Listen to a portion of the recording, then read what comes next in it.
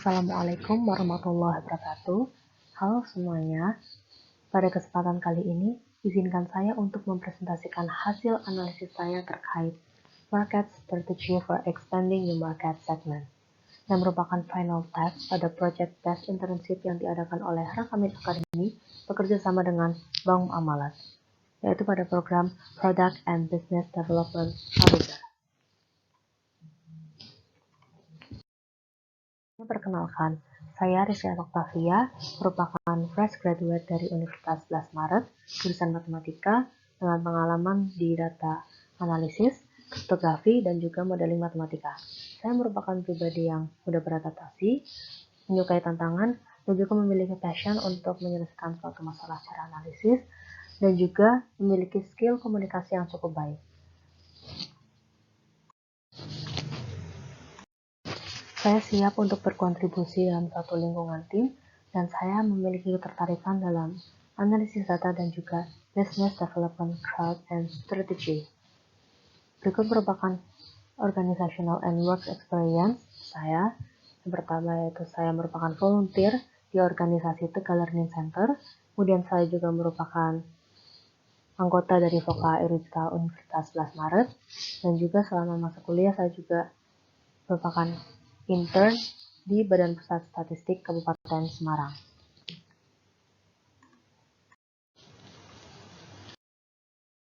Pertama kita masuk ke company profile. PT Bank Muamalat Indonesia sendiri didirikan pada tanggal 1 November 1991 oleh MUI bekerjasama dengan pemerintah Indonesia. Bank Muamalat sendiri merupakan bank umum pertama di Indonesia yang menerapkan prinsip syariah Islam dalam operasionalnya. Terdapat beberapa produk dan layanan yang disediakan oleh Bank Muamalat, yaitu seperti tabungan, kemudian muamalat prioritas, giro, deposito, kartu syari debit, kemudian ada pembiayaan, bank assurance, customer on board, dan juga yang terakhir ada investasi. Pada pembahasan kali ini, yang akan dibahas adalah muamalat prioritas. Sebagai seorang produk analis, terdapat beberapa hal yang perlu dilakukan untuk menganalisis dan mengembangkan produk, untuk menentukan market strategy, dalam menentukan segmentasi pasar yang baru. Di sini saya menganalisis data set, yaitu data customer Bank Muamalat yang telah diberikan oleh Rakamin Academy.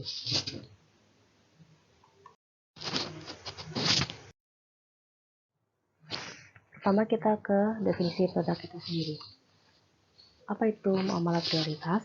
Muamalat prioritas merupakan salah satu produk di Bank Muamalat yang digunakan untuk membantu mewujudkan aspirasi dan kebutuhan perbankan syariah secara menyeluruh, mulai dari pengelolaan keuangan, investasi, proteksi, dan pengelolaan finansial Islami lainnya. Dan seluruh pengerjaannya dilakukan melalui adanya konsep Islamic Wealth Management.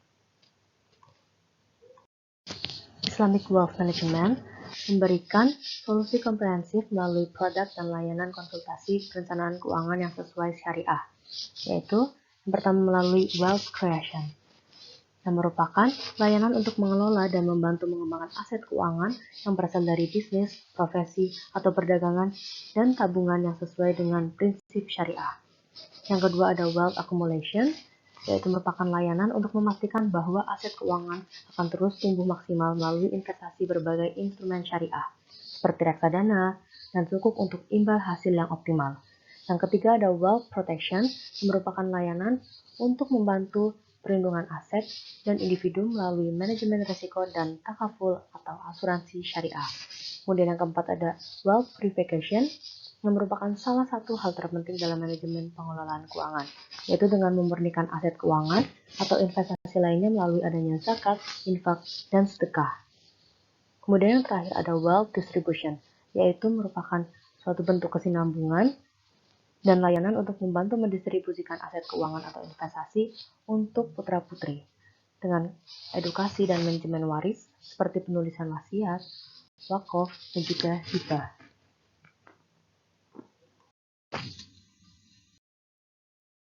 Berikutnya, yaitu ada flow process expanding market. Terdapat beberapa langkah untuk mengidentifikasi dan mengeksekusi new market strategy.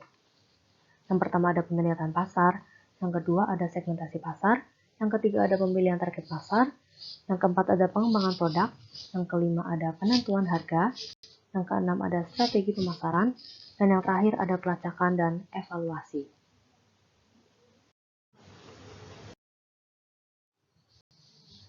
Sebelum memvisualisasikan data, hal yang pertama perlu dilakukan adalah membersihkan data atau data cleaning.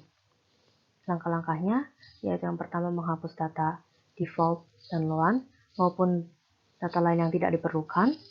Kemudian yang kedua mencari data blanks atau yang kosong dan data tersebut dihapus jika misal ada. Yang ketiga mengedit header agar semua formatnya menjadi format tipe data teks. Kemudian yang keempat menyamakan format penulisan teks seperti penggunaan kapital dan lain sebagainya. Kemudian yang kelima ada mengkonversi data ke bentuk tabel. Dan yang terakhir yaitu mengurutkan data berdasarkan usia, dari usia yang paling muda hingga yang paling tua. Setelah meng-cleaning data, maka diperoleh tabel hasil cleaning data yaitu sebagai berikut. Dengan kolomnya ada age, job, marital, education, balance, housing, deposit yang telah diurutkan berdasarkan usia termuda hingga paling tua.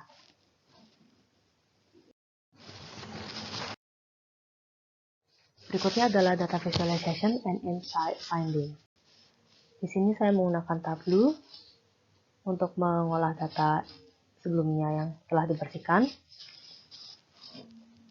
Dan di sini terdapat pie chart user differences based on education.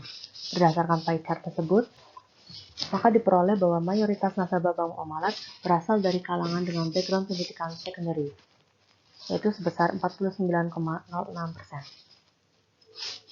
Secondary sendiri merupakan kalangan anak-anak SMA. Sedangkan untuk primary merupakan kalangan untuk SD, SMP, dan juga tertiary untuk kalangan mahasiswa. Kemudian berikutnya ada average balance based on job.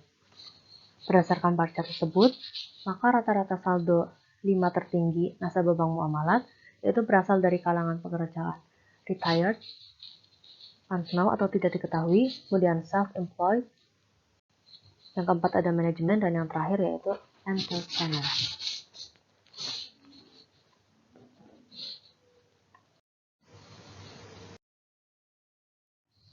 Kemudian berikutnya yaitu ada user differences based on marital status. Berdasarkan global chart tersebut, maka diperoleh bahwa mayoritas nasabah Bank Muamalat berasal dari kalangan dengan status married atau sudah menikah, yaitu sebesar 56,90%. Diikuti dengan status single atau belum menikah, dan yang terakhir yaitu divorce atau sudah bercerai. Kemudian berikutnya ada average balance of deposit owner by marital status. Berdasarkan bar chart tersebut, diperoleh bahwa nasabah Bank Muamalat yang berstatus married melakukan dan memiliki rata-rata saldo deposit terbesar. Kemudian disusul oleh kalangan single dan juga divorce.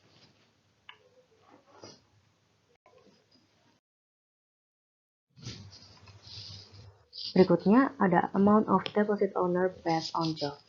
Berdasarkan bar chart tersebut, diperoleh bahwa nasabah Bank Muamalat 3 terendah yang tidak melakukan deposit berasal dari kalangan dengan pekerjaan nasional atau tidak diketahui yaitu sebanyak 36, kemudian dari kalangan murid atau student yaitu sebanyak 91, dan kalangan unemployed atau tidak bekerja yaitu 155 nasabah. Berikutnya ada amount of housing by marital status. Berdasarkan plot tersebut, diperoleh bahwa banyak nasabah Bank Muamalat yang memiliki KPR aktif, yaitu nasabah dengan status married sebanyak 3.105 nasabah, kemudian disusul oleh nasabah dengan status single, yaitu sebanyak 1.551, dan yang terakhir yaitu nasabah dengan status divorce, yaitu sebanyak 625 orang. Baik, berikutnya adalah analisis company's position.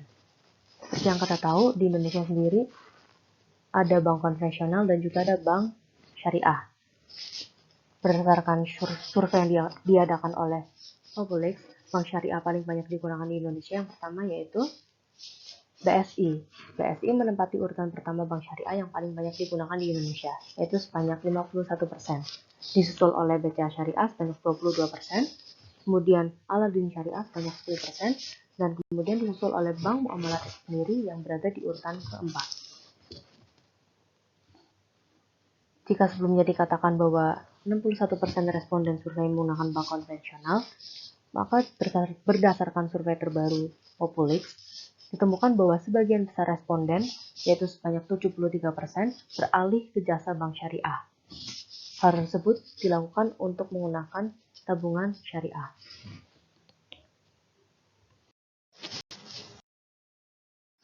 Berikutnya, kita masuk ke market strategy.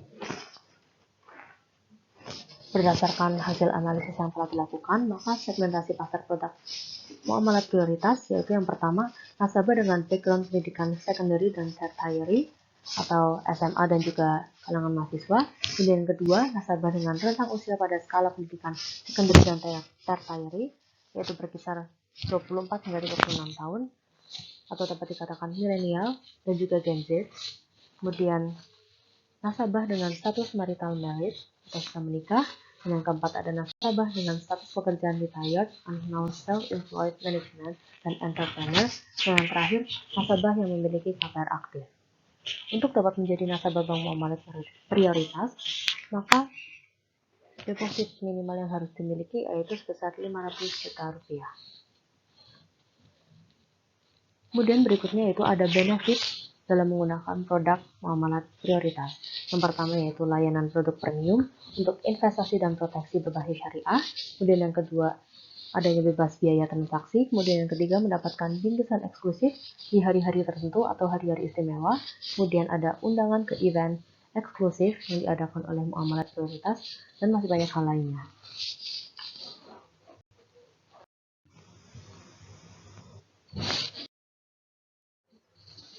Berikutnya masih dengan market strategy. Berikut ini merupakan existing strategi yang sudah ada. Yang pertama yaitu melakukan improve kualitas layanan. Yang kedua mengadakan event guna meningkatkan engagement dengan nasabah prioritas. Kemudian yang ketiga ada menghadirkan narasumber yang dapat memberikan edukasi tentang muamalat prioritas. Dan yang keempat ada mengadakan program member get member, yaitu minimal 2 orang, untuk mendapatkan reward khusus untuk nasabah muamalat prioritas. Kemudian apa saja yang dapat dilakukan untuk expanding the market atau menjangkau pasar yang baru? Beberapa hal ini dapat dilakukan, yaitu sebagai berikut. Yang pertama, mengidentifikasi subsegmen pasar yang bertujuan untuk merinci kebutuhan target pasar. Kemudian yang kedua, ada memahami kebutuhan calon nasabah, dilakukan dengan cara melihat kebutuhan, preferensi, dan juga tantangan target pasar. Kemudian yang ketiga, ada melakukan digital marketing melalui berbagai platform sosial media untuk menjangkau target yang lebih luas, yaitu khususnya milenial dan juga Gen Z. Kemudian yang keempat, ada memberikan program edukasi cara entertain untuk meningkatkan identitas merek di kalangan masyarakat. Kemudian yang kelima ada memberikan penawaran produk, seperti produk pembiayaan rumah untuk pemilik KPR aktif. Dan yang keenam ada meningkatkan loyalitas dan juga meningkatkan mutu pelayanan. Video presentasi ini akan saya upload di YouTube dan link video tersebut akan saya upload pada web Rakamin Academy. Baik, terima kasih atas perhatian diberikan. Untuk kurang lebihnya saya mohon maaf. Dan sekian yang dapat saya sampaikan terkait market strategy for expanding new market yang merupakan jawaban untuk final task project test internship yang diadakan oleh Rakamin Academy bekerjasama dengan Bank Muamalat. Terima kasih dan wassalamualaikum warahmatullahi wabarakatuh.